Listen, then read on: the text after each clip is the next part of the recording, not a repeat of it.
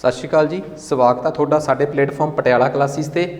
सो अज असीं एक बड़ा इंपॉर्टेंट टॉपिक करना है। देखो किहड़े किहड़े पेपरां नूं टारगेट करके बनाया गया है। वैसे तो पंजाब दे जिहड़े भी पेपर जी के आउंदी आ, ठीक आ, चाहे वह पंजाब पुलिस का कांस्टेबल का पेपर आ, चाहे वह सब इंस्पैक्टर का पेपर आ, जिहड़े भी मर्जी पेपर का, पर स्पैशली पंजाब पुलिस के कांस्टेबल के पेपर नूं ते एक पंजाब पुलिस का हौलदार, पंजाब पुलिस की हौलदार का जिहड़ा प्रमोशन का पेपर आ, जिन्हों BPT कह देंगे आपां, ठीक आ, उस पेपर नूं असीं टारगेट किया इहदे च, ठीक आ। सो तुसीं सब तो पहलां की है कि साडा जिहड़ा पंजाब पुलिस का किसी भी तरीके नाल तुसीं साडे नाल जुड़ना चाहुंदे हो, चाहे तुसीं पंजाब पुलिस कांस्टेबल की, हैड कांस्टेबल की, BPT की तैयारी कर रहे हो, तो जिहड़ी उस पेपर च GK आउणी आ, ठीक आ, उन्होंने समझण वास्ते जां असीं जे तुसीं साडे कोल BPT की तैयारी कर रहे हो, IPC CRPC evidence act, police act, GK reasoning, ਇਹਦੀਆਂ ਡੈਮੋਜ਼ वास्ते तुसीं इस नंबर ते कॉल कर सकते हो, ठीक है जी। इस नंबर ते कॉल करो, चाहे WhatsApp करो, वो तुहानूं बकायदा BPT ਦੀਆਂ ਡੈਮੋਜ਼ भी भेजणगे ते कांस्टेबल के पेपर की तैयारी तो असीं करवाई ही पॉलिटी सारी की सारी ही फ्री रहे हैं, ਤਾਂ जो बच्चों को किसी प्रकार की दिक्कत ना आवे, ठीक है। सो हुण आपां शुरू करते हैं जी। अपना अज का टॉपिक आ केंद्र सरकार। केंद्र दे विच मुख तौर ते केंद्र के 3 अंग हुंदे आ, सब नूं पता है गल। एक हुंदी आ जी विधान पालिका, जिन्हों असीं अंग्रेजी च पार्लीमेंट कह दिंदे आ। एक हुंदी आ एग्जैक्टिव, जिन्हों असीं पंजाबी च कार्यपालिका कह दिंदे आ। एक हुंदी आ जुडिशरी, जिन्हों असीं पंजाबी च न्यायपालिका कह दिंदे आ। मुख तौर पर यही 3 अंग जिहड़े आ वो केंद्र बनते हैं, ठीक है। जे असीं केंद्र की गल करिए तो केंद्र दे विच 3 अंग हुंदे आ, ठीक है। किहड़े किहड़े? एक विधान पालिका जिहड़ी कानून बनाउंदी आ, जिन्हों असीं इंग्लिश च कहने आ पार्लीमेंट, पार्लीमेंट। दूजी चीज़ एक हुंदी आ पंजाबी च कह दिंदे आ संसद। दूजी चीज़ हुंदी है एग्जैक्टिव, जिन्हों असीं पंजाबी च कह दिंदे आ सरकार। तीसरी चीज़ हुंदी आ न्यायपालिका, जिन्हों असीं अपने इंडिया की भाषा च कह दिंदे आ सुप्रीम कोर्ट। तिन्ने चीज़ां मिल के केंद्र बनदियां। केंद्र के तिन्ने अंग, तिन्ने ऑर्गनस पढ़ने बड़े जरूरी होंदे आ, ठीक है। तां ही सानूं किसी चीज़ प्रति अपनी समझ जिहड़ी आ जी वो पैदा होंदी है। सो बेसिकली सरकार तां जस्ट केंद्र का एक अंग आ, ठीक है। तुसीं सब तो पहलां 3 चीज़ां समझनियां कि केंद्र के 3 अंग हुंदे आ, पार्लीमेंट, संसद, जमा सरकार, जमा सुप्रीम कोर्ट, ठीक है।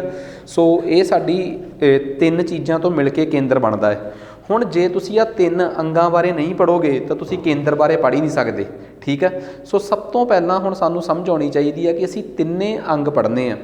सब तो पहलां मैं पढ़ाऊँगा तुहानूं संसद, फिर पढ़ाऊँगा सरकार, तो फिर पढ़ाऊँगा मैं तुहानूं न्यायपालिका यानी कि सुप्रीम कोर्ट।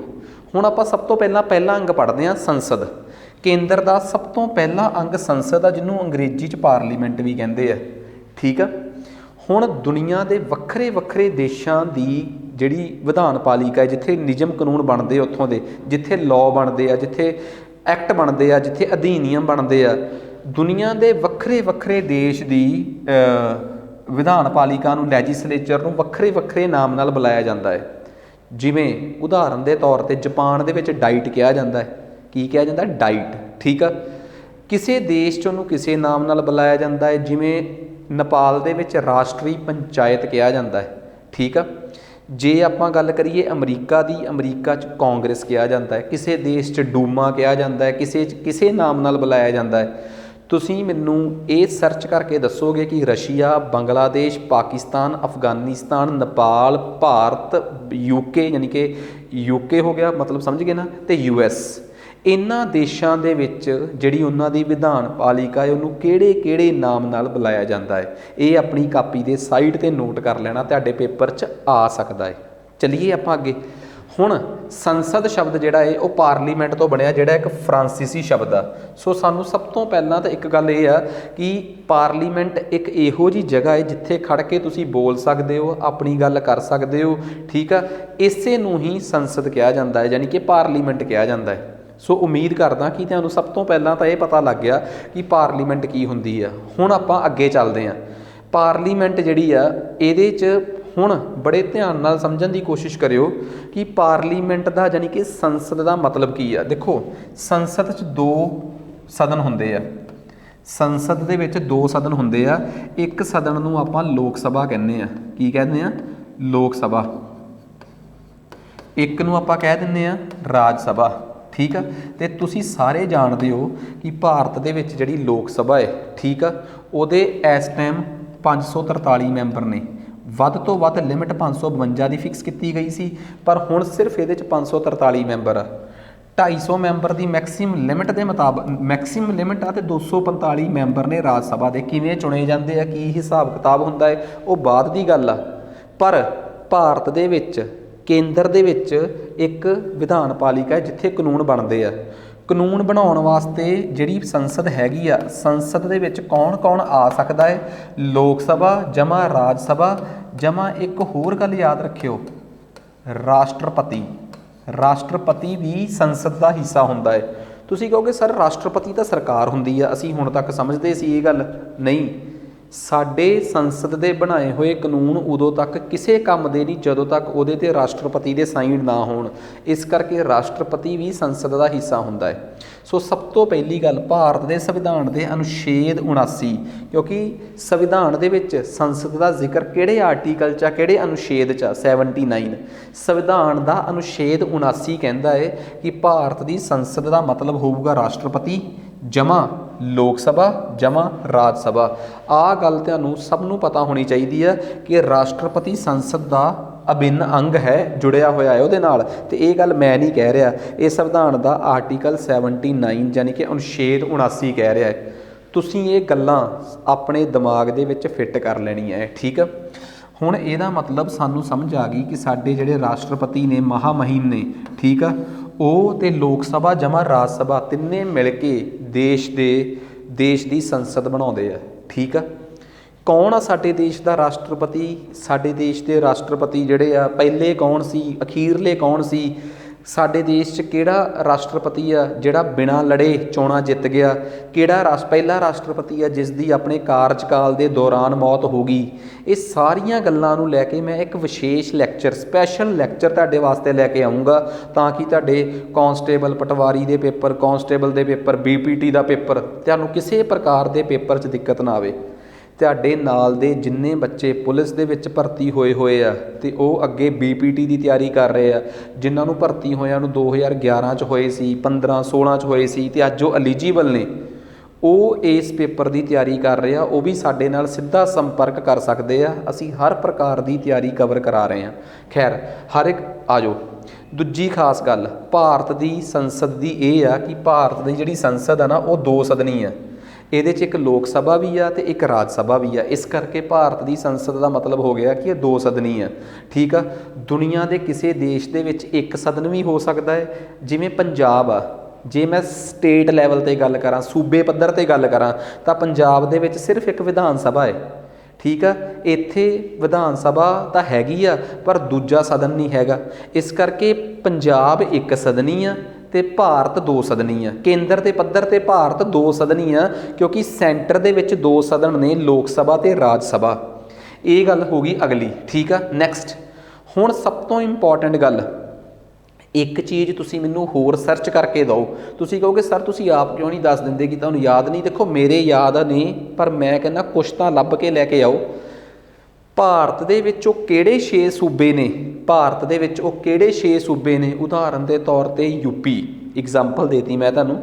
ਭਾਰਤ ਦੇ ਵਿੱਚ ਉਹ ਕਿਹੜੇ 2 ਸੂਬੇ ਨੇ ਜਿਨ੍ਹਾਂ ਦੇ ਵਿੱਚ ਕੇਂਦਰ ਵਾਂਗ 2-2 ਸਦਨ ਨੇ? ਜਿਹੜੇ ਵੀ ਸੂਬੇ ਦੇ ਵਿੱਚ 2 ਸਦਨ ਹੁੰਦੇ ਆ, ਠੀਕ ਆ, ਉਸ ਸੂਬੇ ਨੂੰ 2 ਸਦਨੀ ਸੂਬਾ ਕਿਹਾ ਜਾਂਦਾ ਹੈ। ਉਦਾਹਰਨ ਦੇ ਤੌਰ 'ਤੇ if a state has 2 houses it is called bicameral. ਤਾਂ ਭਾਰਤ ਦੇ ਵਿੱਚ ਇਹੋ ਜਿਹੇ ਕਿਹੜੀਆਂ 6 ਸਟੇਟਾਂ ਨੇ, ਕਿਹੜੇ 6 ਸੂਬੇ ਨੇ ਜਿਹੜੇ 2 ਸਦਨੀ ਹਨ, ਜਿਨ੍ਹਾਂ ਦੇ ਵਿੱਚ ਅਸੀਂ ਇਹ ਗੱਲ ਕਰ ਸਕਦੇ ਹਾਂ ਕਿ ਆਪਣਾ ਕਰਨਾਟਕਾ ਏ, ਮਹਾਰਾਸ਼ਟਰਾ ਏ, ਗੁਜਰਾਤ ਆ, ਯੂਪੀ ਆ, ਤੇ ਹੋਰ ਕਿਹੜੇ ਆ? ਸੋ ਇਹ ਤੁਸੀਂ ਸਰਚ ਕਰਕੇ ਮੈਨੂੰ ਦੱਸਣਾ ਹੈ ਕਿ ਉਹ ਕਿਹੜੀਆਂ 6 ਸਟੇਟਾਂ ਨੇ ਜਿਹੜੀਆਂ ਇਸ ਟਾਈਮ ਬਾਈਕੈਮਰਲ ਨੇ। ਆ ਜਾਓ, ਠੀਕ ਆ। ਹੁਣ ਅਸੀਂ ਗੱਲ ਕਰਦੇ ਹਾਂ ਕਿ ਭਾਰਤ ਜਿਹੜਾ ਇਹ 2 ਸਦਨੀ ਆ। ਇਹ ਗੱਲ ਨੋਟ ਕਰ ਲਿਓ ਨਾਲ।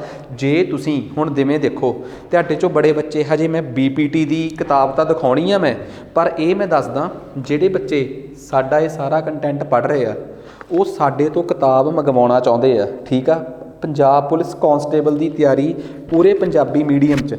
2 ਕਿਤਾਬਾਂ ਕਿਉਂ? ਕਿਉਂਕਿ ਜਿਹੜੇ ਆਪਣੇ ਕਲਾਸ ਨੋਟਸ ਹੁੰਦੇ ਆ ਨਾ, ਇਹਨਾਂ ਨੂੰ ਤਿਆਰ ਕਰਦੇ ਹੋਏ 2 ਕਿਤਾਬਾਂ ਤਿਆਰ ਹੋਈਆਂ। ਹਰ ਇੱਕ ਸਬਜੈਕਟ ਪੰਜਾਬੀ ਅਤੇ ਇੰਗਲਿਸ਼ ਮੀਡੀਅਮ 'ਚ ਬਣਾਇਆ ਹੈ। ਠੀਕ ਆ, ਅਤੇ ਹਰ ਇੱਕ ਮੈਥ ਦੇ ਟੋਪਿਕ ਤੋਂ ਪਹਿਲਾਂ, ਠੀਕ ਆ, ਅਸੀਂ ਕੋਸ਼ਿਸ਼ ਕੀਤੀ ਉਹਦੀ ਪੰਜਾਬੀ ਮੀਡੀਅਮ 'ਚ ਥਿਊਰੀ ਦੇਣ ਦੀ, ਤਾਂ ਜੋ ਅਸੀਂ ਜੇ ਕਿਸੇ ਵੀ ਕੋਰਸ ਦੀ ਤਿਆਰੀ ਕਰਾ ਰਹੇ ਹਾਂ, ਚਾਹੇ ਉਹ BPT ਦੀ ਤਿਆਰੀ ਕਰਾ ਰਹੇ ਹਾਂ, ਚਾਹੇ ਉਹ ਆਮ ਕਾਂਸਟੇਬਲ ਦੀ, ਚਾਹੇ ਅਸੀਂ ਪਟਵਾਰੀ ਦੀ, ਪੰਜਾਬੀ ਮੀਡੀਅਮ 'ਚ ਪਟਿਆਲਾ ਕਲਾਸਿਸ ਵਾਲੇ ਅਦਾਰੇ ਤੋਂ ਕਰਾਈਏ। ਮਾਸਟਰ ਕਲਾਸ ਪਟਿਆਲਾ ਨਹੀਂ, ਪਟਿਆਲਾ ਕਲਾਸਿਸ ਦੇ ਅਦਾਰੇ ਤੋਂ ਕਰਾਈਏ, ਕਿਉਂਕਿ ਉਹ ਵੀ ਸਾਡਾ ਦੂਸਰਾ ਪਲੇਟਫਾਰਮ ਆ।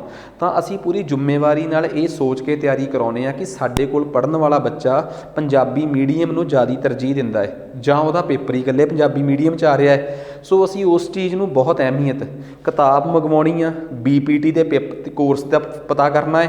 ਤੁਹਾਡੇ ਕੋਲ ਇੱਕੋ ਹੀ ਨੰਬਰ ਆ ਬਸ, 7708 00072 7708 00072। ਇਸ ਨੰਬਰ 'ਤੇ ਤੁਸੀਂ ਸੰਪਰਕ ਕਰਨਾ ਹੈ। ਠੀਕ ਆ, ਅਤੇ ਤੁਸੀਂ ਆਪਣਾ ਇਹ ਸਾਰਾ ਕੁਛ ਚਲਾ ਲੈਣਾ ਹੈ। ਠੀਕ ਆ, ਨੈਕਸਟ ਉਸ ਤੋਂ ਬਾਅਦ ਹੁਣ ਆ ਗਈ ਕਿ ਸਾਡੇ 2 ਸਦਨਾਂ 'ਚ ਕਿੰਨੇ ਕਿੰਨੇ ਮੈਂਬਰ ਆ। ਜੇ ਮੈਂ ਗੱਲ ਕਰਾਂ ਕਿ ਭਾਰਤ 'ਚ ਜਿਹੜੀ ਲੋਕ ਸਭਾ ਹੈ, ਠੀਕ ਆ, ਹਾਂ, ਜਿਹੜੀ ਸਾਡੀ ਲੋਕ ਸਭਾ ਹੈ, ਲੋਕ ਸਭਾ ਦੀ ਜੇ ਇੱਥੋਂ ਤੱਕ ਗੱਲ ਕਰੀਏ ਤਾਂ ਲੋਕ ਸਭਾ ਦੇ ਵਿੱਚ ਕੁੱਲ ਹੈਗੇ ਆ ਜੀ ਸਾਡੇ 543 ਮੈਂਬਰ। 543 ਮੈਂਬਰ ਨੇ ਕੁੱਲ। ਠੀਕ ਆ, ਜਿਹਦੇ ਚੋਂ ਜੇ ਅਸੀਂ ਗੱਲ ਕਰੀਏ 543 ਦੇ 543 ਹੀ ਚੁਣੇ ਜਾਂਦੇ ਆ। ਮਤਲਬ ਪੂਰੇ ਭਾਰਤ ਨੂੰ 543 ਹਲਕਿਆਂ 'ਚ ਵੰਡ ਲਿਆ ਜਾਂਦਾ ਹੈ। ਹਰ ਹਲਕੇ 'ਚੋਂ ਇੱਕ ਮੈਂਬਰ ਚੁਣ ਲਿਆ ਜਾਂਦਾ ਹੈ, ਅਤੇ ਇਹਨੂੰ ਕਹਿੰਦੇ ਆ ਕਿ ਲੋਕ ਸਭਾ ਦੀ ਚੋਣ ਪੂਰੇ ਭਾਰਤ 'ਚ ਇੱਕੋ ਵਾਰ ਹੁੰਦੀ ਆ। ਲੋਕ ਸਭਾ ਦੀ ਚੋਣ ਪੂਰੇ ਭਾਰਤ 'ਚ ਇੱਕੋ ਵਾਰ ਹੁੰਦੀ ਆ, ਅਤੇ ਭਾਰਤ 'ਚ ਇੱਕੋ ਸੱਟੇ 543 ਦੇ 543 ਬੰਦੇ ਚੁਣ ਲਏ ਜਾਂਦੇ ਆ। ਤਾਂ ਹਰ ਸੂਬੇ ਨੂੰ ਕੁਛ ਹਲਕਿਆਂ 'ਚ ਵੰਡ ਲਿਆ ਜਾਂਦਾ ਹੈ, ਅਤੇ ਪੂਰੇ ਭਾਰਤ ਨੂੰ 543 ਹਲਕਿਆਂ 'ਚ ਵੰਡਿਆ ਜਾਂਦਾ ਹੈ। ਜੇ ਪੂਰੇ ਭਾਰਤ ਨੂੰ 543 ਕੌਂਸਟੀਟੂਐਂਸੀਜ਼ 'ਚ ਵੰਡ ਲਿਆ ਜਾਂਦਾ ਹੈ, ਤਾਂ ਉਹਦੇ 'ਚੋਂ ਪੰਜਾਬ ਦੇ ਹਿੱਸੇ ਜਿਵੇਂ 13 ਆਉਂਦੇ ਆ, ਹਰਿਆਣੇ ਦੇ ਹਿੱਸੇ 10 ਆਉਂਦੇ ਆ, ਕਿਸੇ ਸਟੇਟ ਦੇ ਕੁਛ, ਕਿਸੇ ਦੇ ਕੁਛ, ਐਵੇਂ। ਜਿਹੜੇ ਸਾਡੇ ਕੇਂਦਰ ਸ਼ਾਸਿਤ ਪ੍ਰਦੇਸ਼ ਨੇ, ਜਿਨ੍ਹਾਂ ਨੂੰ ਅਸੀਂ ਯੂਨੀਅਨ ਟੈਰੀਟਰੀਜ਼ ਕਹਿ ਦਿੰਦੇ ਨੇ, ਅੱਜ ਕੱਲ੍ਹ ਦੀ ਗਿਣਤੀ 'ਚ 8 ਨੇ, ਉਹਨਾਂ ਨੂੰ ਵੀ ਸੀਟਾਂ ਮਿਲਦੀਆਂ ਲੋਕ ਸਭਾ 'ਚ। ਚੰਡੀਗੜ੍ਹ ਛੋਟਾ ਜਿਹਾ ਹੈ, 1 ਮਿਲੀ ਆ। ਦਿੱਲੀ ਵੱਡਾ ਹੈ, 7 ਮਿਲੀਆਂ। ਐਵੇਂ ਹੀ ਪੁਡੂਚੇਰੀ ਨੂੰ 1 ਮਿਲੀ ਆ। ਦਮਨ ਦਿਊ ਦਾਦਰਾ ਨਗਰ ਹਵੇਲੀ ਨੂੰ 2 ਮਿਲੀਆਂ, ਇੱਕ ਦਮਨ ਦਿਊ ਨੂੰ, ਇੱਕ ਦਾਦਰਾ ਨਗਰ। ਐਵੇਂ ਇਹਨਾਂ ਦੀਆਂ ਸੀਟਾਂ ਨੇ, ਸਾਰੀਆਂ ਜੋੜ ਦਿੱਤੀਆਂ ਜਾਣ ਤਾਂ ਲੋਕ ਸਭਾ 'ਚ 543 ਬੰਦੇ ਚੁਣੇ ਜਾਂਦੇ ਆ। 543 ਦੇ 543 ਬੰਦੇ ਜਿਹੜੇ ਆ ਉਹ ਸਿੱਧੇ ਤੌਰ 'ਤੇ ਲੋਕਾਂ ਦੁਆਰਾ ਇਕੱਲੇ ਹਲਕੇ 'ਚੋਂ ਵੋਟਾਂ ਪਾ ਕੇ ਚੁਣੇ ਜਾਂਦੇ ਆ। ਸਿੱਧੇ ਤੌਰ 'ਤੇ ਵੋਟਾਂ ਪੈਂਦੀਆਂ। 543 ਦਾ ਅੱਧ ਹੁੰਦਾ ਹੈ 271.5, ਅਤੇ ਉਸ ਤੋਂ ਵੱਧ ਹੁੰਦਾ ਹੈ 272।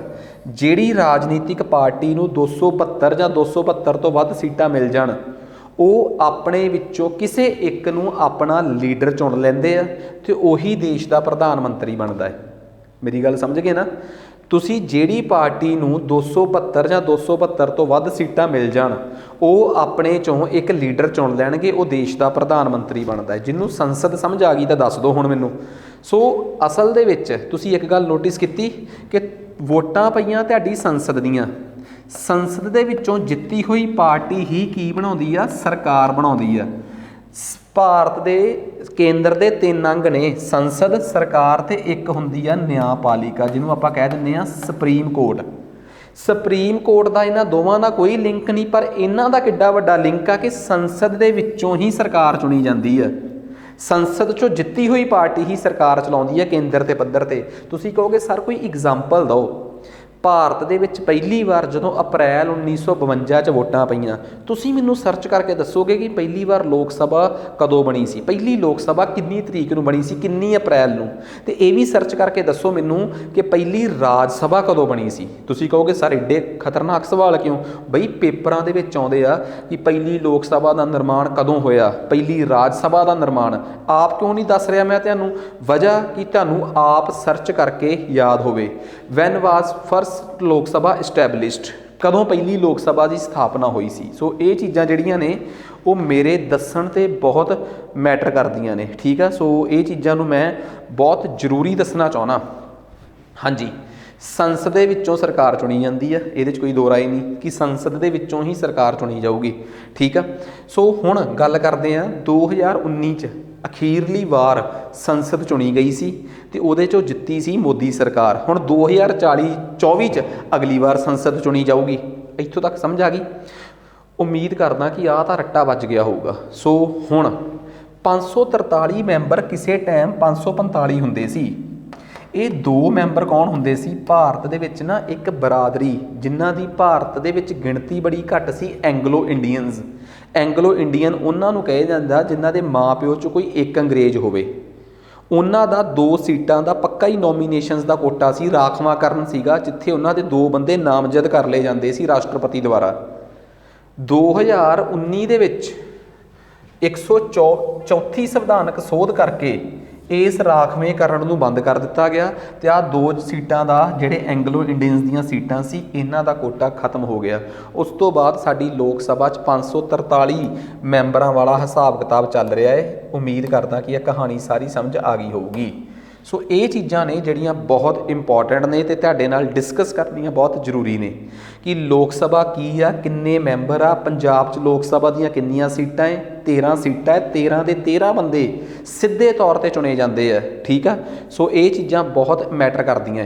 ਆ ਜਾਓ ਹੁਣ ਗੱਲ ਕਰਦੇ ਹਾਂ ਰਾਜ ਸਭਾ ਦੀ, ਦੂਸਰੇ ਹਾਊਸ ਦੀ। ਭਾਰਤ ਦੇ ਵਿੱਚ ਜਿਹੜੀ ਰਾਜ ਸਭਾ ਹੈ ਉਹ ਸਿੱਧੇ ਤੌਰ 'ਤੇ ਨਹੀਂ ਚੁਣੀ ਜਾਂਦੀ। ਠੀਕ ਆ। ਜਿਨ੍ਹਾਂ ਨੂੰ ਅਸੀਂ ਆਪਣੇ ਸੂਬੇ ਦੇ ਵਿੱਚ, ਆਪਣੇ ਸਟੇਟ ਦੇ ਵਿੱਚ MLA ਬਣਾਉਂਦੇ ਹਾਂ, ਜਿਵੇਂ ਪੰਜਾਬ ਦੇ ਵਿੱਚ ਅਸੀਂ ਬਹੁਤੇ ਬੰਦੇ ਆਮ ਆਦਮੀ ਪਾਰਟੀ ਦੇ MLA ਬਣਾਤੇ, ਜਿਨ੍ਹਾਂ ਨੂੰ ਆਪਾਂ ਸਟੇਟ ਦੇ MLA ਕਹਿੰਦੇ ਆ। ਇਹਨਾਂ ਦਾ ਦਿੱਲੀ ਨਾਲ ਕੋਈ ਸੰਬੰਧ ਨਹੀਂ ਹੁੰਦਾ। ਇਹ ਸਿਰਫ ਆਪਣੀ ਸਟੇਟ, ਆਪਣੀ ਚੰਡੀਗੜ੍ਹ ਬਹਿ ਕੇ ਪੰਜਾਬ ਦੇ ਕਾਨੂੰਨ ਬਣਾਉਂਦੇ ਆ। ਜਿਨ੍ਹਾਂ ਨੂੰ ਅਸੀਂ ਸਟੇਟ ਦੇ MLA ਬਣਾਇਆ ਪੰਜਾਬ ਦੇ ਵਿੱਚ, ਉਹ ਚੰਡੀਗੜ੍ਹ ਹੀ ਬਹਿੰਦੇ ਆ। ਉਹਨਾਂ ਦਾ ਅੱਜ ਦੇ ਲੈਕਚਰ ਨਾਲ ਕੋਈ ਸੰਬੰਧ ਨਹੀਂ। ਉਹਨਾਂ ਦੀ ਗਿਣਤੀ 117 ਹੈ। ਉਹਨਾਂ ਦੇ ਵਿੱਚੋਂ ਜਿਹੜੀ ਪਾਰਟੀ ਦੇ ਵੱਧ ਜਿੱਤ ਜਾਣ ਉਹ ਸਟੇਟ ਦੇ ਵਿੱਚ ਸਰਕਾਰ ਬਣਾਉਂਦੀ ਹੈ ਤੇ ਪੰਜਾਬ ਦੇ ਵਿੱਚ 92 MLA ਆਮ ਆਦਮੀ ਪਾਰਟੀ ਦੇ ਜਿੱਤ ਗਏ। ਇਹਨਾਂ ਨੇ ਆਪਣਾ ਇੱਕ ਲੀਡਰ ਚੁਣਿਆ, ਉਹਨੂੰ ਸਟੇਟ ਦਾ ਮੁੱਖ ਮੰਤਰੀ ਬਣਾ ਦਿੱਤਾ ਗਿਆ। ਜਿਵੇਂ ਲੋਕ ਸਭਾ ਦੇ ਵਿੱਚੋਂ ਜਿੱਤੀ ਹੋਈ ਪਾਰਟੀ ਦਾ ਲੀਡਰ ਦੇਸ਼ ਦਾ ਪ੍ਰਧਾਨ ਮੰਤਰੀ ਬਣਦਾ ਹੈ, ਸੂਬੇ ਦੇ 117 ਵਿਧਾਨ ਸਭਾ ਜਿਹੜੀ, ਕਿਉਂਕਿ ਕੇਂਦਰ ਦੇ ਵਿੱਚ ਤਾਂ ਲੋਕ ਸਭਾ ਤੇ ਰਾਜ ਸਭਾ ਹੁੰਦੀ ਆ ਤੇ ਸਟੇਟ ਦੇ ਵਿੱਚ ਵਿਧਾਨ ਸਭਾ ਹੁੰਦੀ ਆ।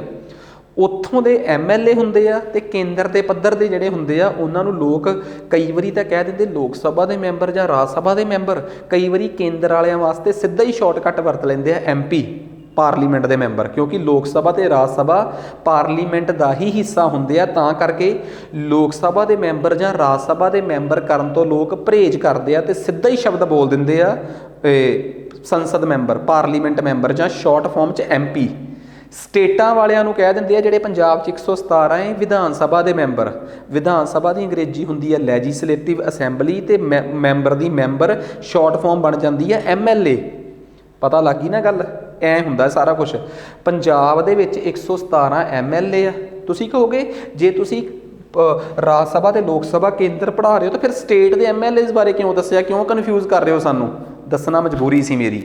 ਪੰਜਾਬ ਦੇ 117 MLA ਵੋਟਾਂ ਪਾ ਕੇ ਆਪਣੇ ਚੋਂ ਨਹੀਂ, ਊਂ ਕਿਸੇ ਨੂੰ ਵੀ ਵੋਟਾਂ ਪਾ ਕੇ ਰਾਜ ਸਭਾ 'ਚ ਪੰਜਾਬ ਦੇ ਕੋਟੇ ਵੱਲੋਂ ਭੇਜ ਸਕਦੇ ਆ।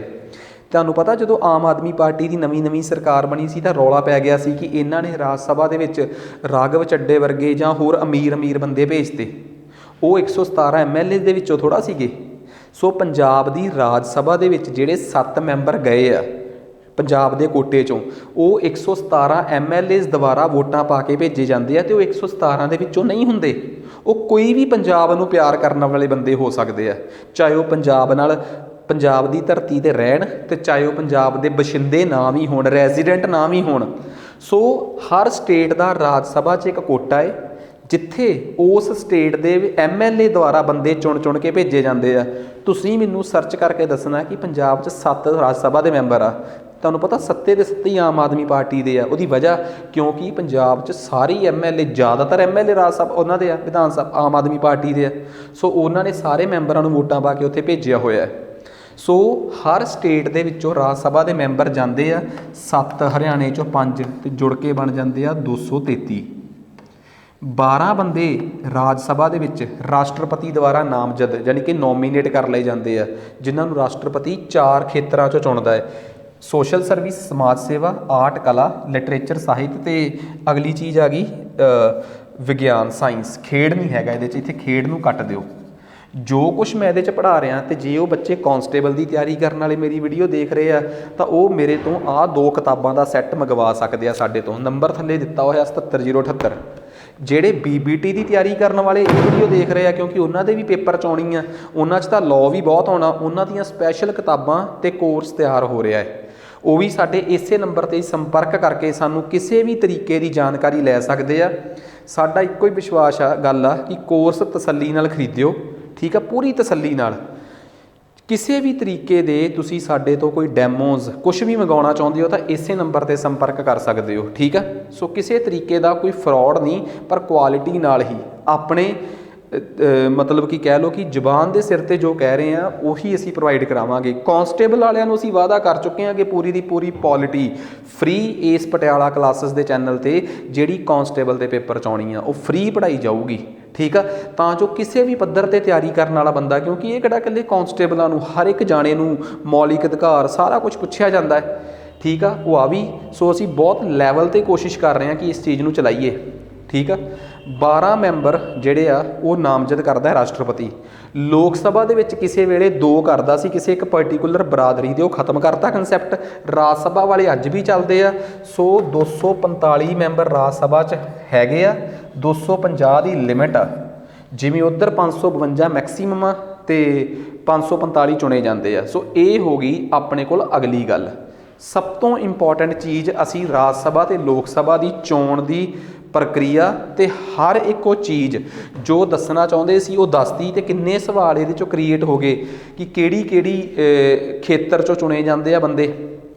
ਅਗਲਾ, ਭਾਰਤ ਦੀ ਜਿਹੜੀ ਪਾਰਲੀਮੈਂਟ ਆ, ਸੰਸਦ ਆ, ਉਹ ਆਪਣੇ ਆਪ 'ਚ ਪ੍ਰਭੂ ਸੰਪੰਨ ਨਹੀਂ ਗੀ, ਸੋਵਰਨ ਨਹੀਂ ਗੀ।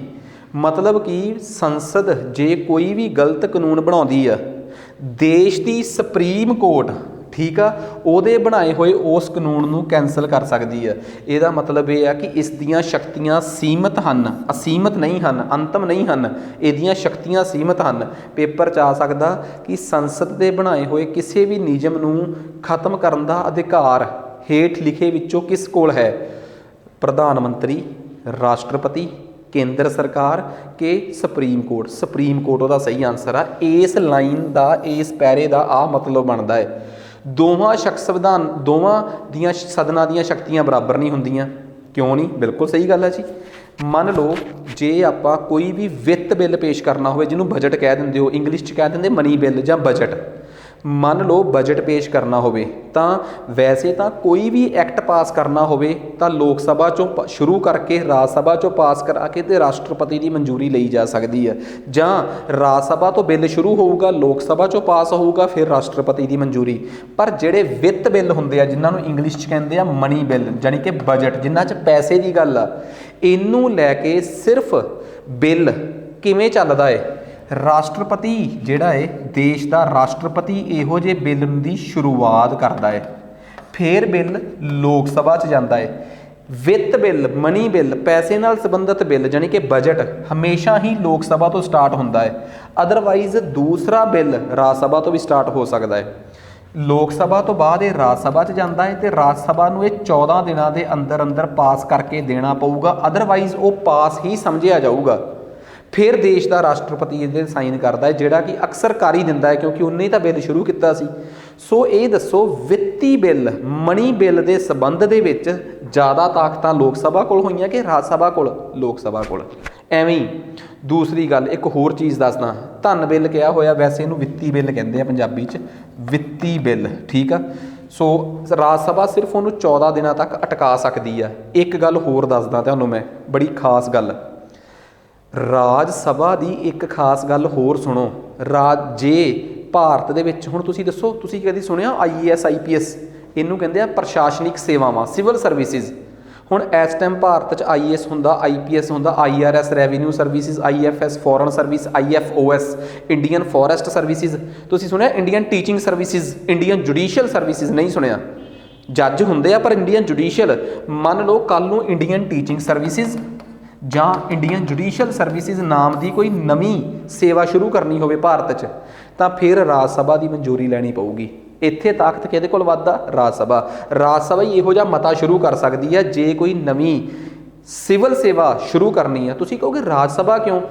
क्योंकि कल नूं जे इंडियन टीचिंग सर्विसिज खुल्लूगी तो नवे IAS लैवल के टीचर रखे जाएंगे, तो टीचर पढ़ाउणगे कित्थे? स्टेटां 'च। ते स्टेटां की नुमाइंदगी लोक सभा करती है कि राज सभा? तुसीं कहोगे सर राज सभा करती है, क्योंकि स्टेटां के MLA तो राज सभा के बंदे ही चुन के भेजते हैं।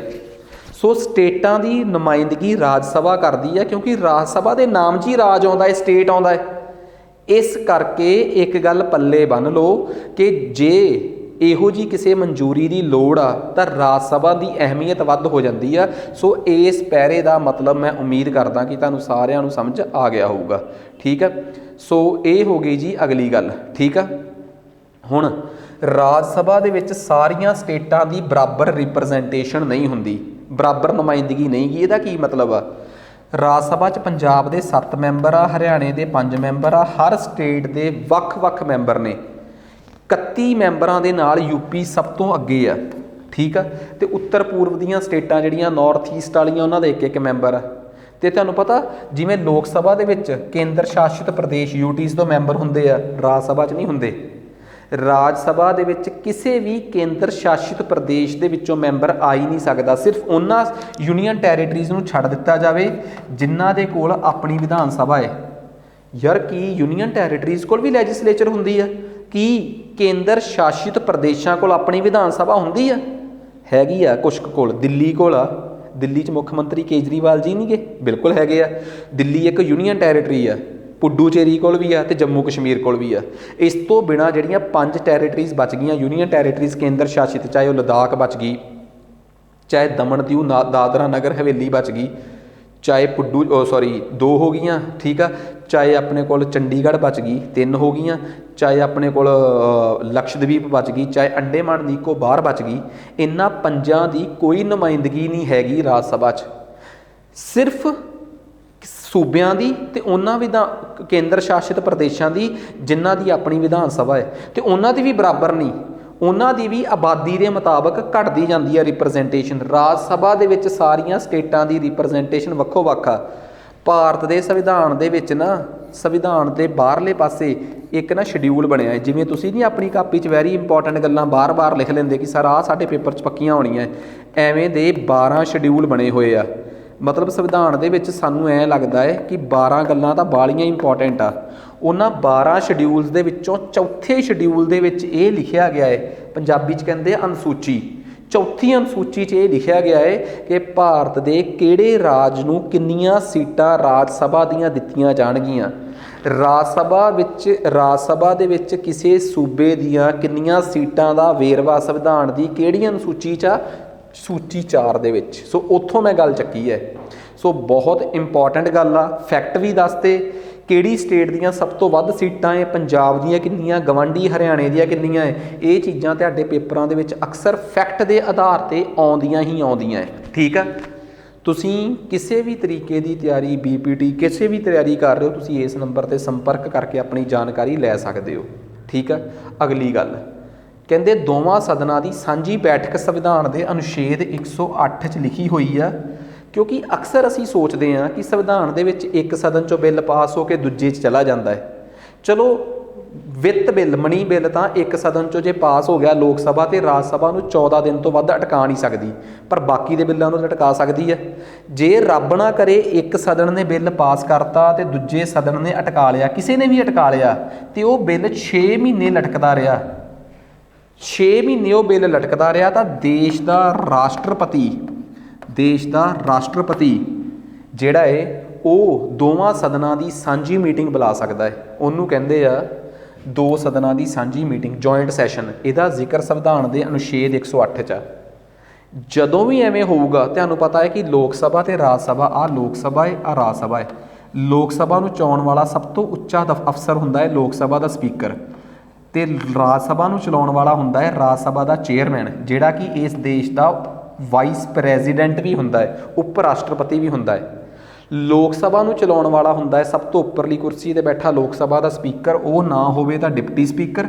राज सभा का हुंदा है चेयरमैन, जिहड़ा कि देश का उप राष्ट्रपति भी हुंदा है, ते जे वो ना होवे तां वाइस चेयरमैन। लोक सभा वाले तो अपना स्पीकर ते डिप्टी स्पीकर अपने चो ही चुनते आ, पर राज सभा वालियां नूं जिहड़ा चेयरमैन आ वो तो देश का उप राष्ट्रपति ही मिलिया हुंदा है, ते डिप्टी चेयरमैन वो अपने चो चुन लैंदे आ। ਜਦੋਂ ਦੋਵੇਂ ਸਦਨਾਂ ਦੀ ਕੋਲੈਬੋਰੇਸ਼ਨ ਹੋ ਕੇ ਸਾਂਝਾ ਸਦਨ ਬਣ ਜਾਂਦਾ ਹੈ, ਜੁਆਇੰਟ ਸੈਸ਼ਨ ਹੋ ਜਾਂਦਾ ਹੈ, ਉਸ ਵੇਲੇ ਸਦਨ ਦੀ ਪ੍ਰਧਾਨਗੀ ਕੌਣ ਕਰਦਾ ਹੈ? ਲੋਕ ਸਭਾ ਦਾ ਸਪੀਕਰ, ਨਾ ਕਿ ਰਾਜ ਸਭਾ ਦਾ ਚੇਅਰਮੈਨ। ਰੱਬ ਨਾ ਕਰੇ ਇਹ ਨਾ ਹੋਵੇ, ਫਿਰ ਕਰਦਾ ਹੈ ਲੋਕ ਸਭਾ ਦਾ ਡਿਪਟੀ ਸਪੀਕਰ, ਤੇ ਜੇ ਇਹ ਵੀ ਨਾ ਹੋਵੇ ਫਿਰ ਰਾਜ ਸਭਾ ਦਾ ਡਿਪਟੀ ਚੇਅਰਮੈਨ। ਕਿਸੇ ਵੀ ਸੂਰਤ 'ਚ ਸਾਂਝੇ ਸਦਨ ਦੀ ਪ੍ਰਧਾਨਗੀ ਦਾ ਮੌਕਾ ਰਾਜ ਸਭਾ ਦੇ ਚੇਅਰਮੈਨ ਯਾਨੀ ਕਿ ਦੇਸ਼ ਦੇ ਉਪ ਰਾਸ਼ਟਰਪਤੀ ਨੂੰ ਤਾਂ ਨਹੀਂ ਮਿਲਦਾ ਕਿਉਂਕਿ ਉਹ ਸੱਚੀ ਦੋਵਾਂ ਸਦਨਾਂ 'ਚੋਂ ਕਿਸੇ ਦਾ ਮੈਂਬਰ ਨਹੀਂ ਹੁੰਦਾ। ਸੋ ਇਸ ਕਰਕੇ ਆ ਕਿੱਡੀ ਤਗੜੀ ਗੱਲ ਦੱਸੀ ਆ ਤੁਹਾਨੂੰ ਮੈਂ, ਮੋਸਟ ਇੰਪੋਰਟੈਂਟ ਗੱਲ, ਐਡੀ ਫੈਕਚੁਅਲ ਫੈਕਟ। ਤੇ ਤੁਸੀਂ ਮੈਨੂੰ ਦੱਸੋ ਕਿ ਅੱਜ ਤੱਕ ਕਿੰਨੇ ਇਹੋ ਜਿਹੇ ਬਿੱਲ ਆ ਜਿਹੜੇ ਦੇਸ਼ 'ਚ ਅਟਕ ਗਏ? 3 ਬਿੱਲ ਹੀ ਹੋਏ ਆ। ਦੱਸੋ ਪਹਿਲਾ ਬਿੱਲ ਦੱਸ ਦਿਓ ਕਿਹੜਾ ਸੀ, ਕਿ ਉਹ ਪਹਿਲਾ ਬਿੱਲ ਕਿਹੜਾ ਸੀ ਜਿਹੜਾ 2 ਸਦਨਾਂ ਦੇ ਅਟਕਣ ਕਰਕੇ ਸਾਂਝੀ ਮੀਟਿੰਗ 'ਚੋਂ, ਜੁਆਇੰਟ ਸੈਸ਼ਨ 'ਚੋਂ ਸੰਵਿਧਾਨ ਦੇ ਅਨੁਛੇਦ 108 ਨਾਲ ਪਾਸ ਹੋਇਆ ਸੀ। ਉਸ ਬਿੱਲ ਦਾ ਨਾਮ ਦੱਸ ਦਿਓ ਕਿ ਦੋਵਾਂ ਸਦਨਾਂ ਦੀ ਸਾਂਝੀ ਮੀਟਿੰਗ 'ਚ ਪਾਸ ਹੋਣ ਵਾਲਾ ਭਾਰਤੀ ਸੰਸਦ ਦੁਆਰਾ ਹੇਠ ਲਿਖਿਆਂ ਵਿੱਚੋਂ ਕਿਹੜਾ ਬਿੱਲ ਸੀ? ਹੇਠ ਲਿਖੇ ਕਿਹੜੇ, ਤੁਸੀਂ ਆਪ ਦੱਸੋ, ਗੂਗਲ ਸਰਚ ਕਰੋ, ਲਾਓ ਦਿਮਾਗ। ਉਮੀਦ ਕਰਦਾ ਕਿ ਤੁਹਾਨੂੰ ਇਹ ਗੱਲ ਸਮਝ ਆ ਗਈ ਹੋਊਗੀ। ਦੇਖੋ ਪਹਿਲਾਂ ਮੈਂ ਕੇਂਦਰ ਬਾਰੇ ਪੜ੍ਹਾਊਂਗਾ, ਸੂਬਿਆਂ ਬਾਰੇ ਪੜ੍ਹਾਊਂਗਾ, ਫਿਰ ਉਸ ਤੋਂ ਬਾਅਦ ਸਥਾਨਕ ਸਰਕਾਰਾਂ ਬਾਰੇ ਵੀ ਪੜ੍ਹਾਊਂਗਾ, ਤਾਂ ਜੋ ਪੋਲਿਟੀ ਦੀ ਸਾਰੀ ਸਮਝ ਤੁਹਾਨੂੰ ਆ ਜਾਏ। ਤੁਹਾਡੇ ਪੇਪਰਾਂ 'ਚ ਸਵਾਲ ਆਉਂਦੇ ਬਹੁਤ ਆ, ਠੀਕ ਆ। ਕਿਸੇ ਵੀ ਪੇਪਰ ਦੀ ਤੁਸੀਂ ਤਿਆਰੀ ਕਰ ਰਹੇ ਹੋ, ਪੰਜਾਬੀ ਮਾਧਿਅਮ 'ਚ ਕਰ ਰਹੇ ਹੋ, ਤੁਹਾਡੇ ਕੋਲ ਕੰਟੈਂਟ ਹੈ ਨਹੀਂ, ਬੇਸ਼ੱਕ ਕਿਤਾਬਾਂ ਕਾਂਸਟੇਬਲ ਦੀਆਂ ਹੈ ਪਰ ਅਸੀਂ ਬੜੀ ਸ਼ਿੱਦਤ ਨਾਲ ਤਿਆਰ ਕੀਤੀਆਂ ਹੈ। ਹਰ ਸਬਜੈਕਟ ਦੀ ਅਸੀਂ ਹਰ ਇੱਕ ਪੇਪਰ ਵਾਸਤੇ ਅਸੀਂ ਕਿਤਾਬਾਂ ਲੈ ਕੇ ਆ ਰਹੇ ਹਾਂ, ਠੀਕ ਆ। ਸਪੈਸ਼ਲੀ BPT ਦੀਆਂ ਕਿਤਾਬਾਂ ਵੀ ਹੋ ਗਈਆਂ, ਕਾਂਸਟੇਬਲ ਦੀਆਂ ਵੀ ਹੋ ਗਈਆਂ। ਜਿਹੜੇ ਤੁਹਾਡੇ ਨਾਲ ਕਾਂਸਟੇਬਲ ਲੱਗੇ ਹੋਏ ਆ ਤੇ ਉਹ ਪ੍ਰਮੋਸ਼ਨ ਦਾ ਪੇਪਰ ਦੇਣਾ ਚਾਹੁੰਦੇ ਆ, ਉਹਨਾਂ ਤੱਕ ਸਾਡੀ ਇਹ ਵੀਡੀਓ ਜ਼ਰੂਰ ਸ਼ੇਅਰ ਕਰਿਓ, ਦਿਲੋਂ ਕਰਿਓ। ਕੋਈ ਰਿਸ਼ਤੇਦਾਰ ਵੀ ਹੁੰਦਾ ਕਿਸੇ ਦਾ, ਕਿਸੇ ਨੂੰ ਨਹੀਂ ਪਤਾ ਲੱਗਦਾ ਤਾਂ ਵੱਧ ਤੋਂ ਵੱਧ ਇਸ ਵੀਡੀਓ ਨੂੰ ਸ਼ੇਅਰ ਕੀਤਾ ਜਾਵੇ। ਤੇ ਇਸ ਤੋਂ ਸਭ ਨੂੰ ਕਹਿ ਦਿੱਤਾ ਜਾਵੇ ਕਿ ਪਟਿਆਲਾ ਕਲਾਸਿਸ 'ਤੇ ਜਾ ਕੇ ਪੁਰਾਣੀਆਂ ਵੀ ਸਾਰੀਆਂ ਵੀਡੀਓਜ਼ ਲਾਓ ਜਿਸ 'ਚ ਮੌਲਿਕ ਅਧਿਕਾਰ ਸਾਰੇ ਪੜ੍ਹਾਏ ਆ, ਤੇ ਦੇਖੋ। ਤੇ BPT ਨੂੰ ਪੂਰੇ ਤੌਰ 'ਤੇ ਟਾਰਗੇਟ ਕਰ ਰਹੇ ਹਾਂ, ਤੇ ਹੌਲੀ ਹੌਲੀ ਅਸੀਂ ਇਸ ਚੈਨਲ ਦੇ ਥਰੂ, ਪਟਿਆਲਾ ਕਲਾਸਿਸ ਦੇ ਥਰੂ, ਪਟਵਾਰੀ ਤੇ ਹੋਰ PSSB ਦੇ ਪੇਪਰਾਂ ਨੂੰ ਟਾਰਗੇਟ ਕਰਕੇ ਚੱਲਾਂਗੇ। ਕਰਾਂਗੇ ਪਿਓਰ ਪੰਜਾਬੀ ਮੀਡੀਅਮ 'ਚ। ਜੋ ਸਕਰੀਨ ਤੇ ਚੱਲ ਰਿਹਾ ਉਹਦੇ ਨਾਲ ਸੰਬੰਧਿਤ ਕਾਂਸਟੇਬਲ ਦੀਆਂ ਕਿਤਾਬਾਂ ਲਾਂਚ ਹੋ ਚੁੱਕੀਆਂ ਹੈ, ਤੇ ਬਾਕੀ ਪੇਪਰਾਂ ਦੀਆਂ ਕਿਤਾਬਾਂ ਨਾਲ ਦੀ ਨਾਲ ਲਾਂਚ ਹੋਣੀਆਂ ਸ਼ੁਰੂ ਹੋ ਜਾਣਗੀਆਂ। ਚੰਗੇ ਤਰੀਕੇ ਨਾਲ ਅਸੀਂ ਕਿਤਾਬਾਂ ਲਾਂਚ ਕਰਾਂਗੇ। ਸੋ ਥੋੜ੍ਹਾ ਟਾਈਮ ਚਾਹੀਦਾ ਹੈ। ਅਗਲਾ ਪ੍ਰੋਜੈਕਟ ਸਾਡਾ ਜਿਹੜਾ ਚੱਲ ਰਿਹਾ ਹੈ ਉਹ ਹੈਗਾ ਸਾਡਾ BPT ਯਾਨੀ ਕਿ ਹੌਲਦਾਰਾਂ ਦੇ ਪੇਪਰ ਦੀ ਤਿਆਰੀ। ਉਮੀਦ ਕਰਦੇ ਹਾਂ ਕਿ ਤੁਹਾਨੂੰ ਲੈਕਚਰ ਸਮਝ ਆਇਆ ਹੋਊਗਾ। ਅੱਜ ਲਈ ਇੰਨਾ ਹੀ ਬਹੁਤ ਆ। ਧੰਨਵਾਦ।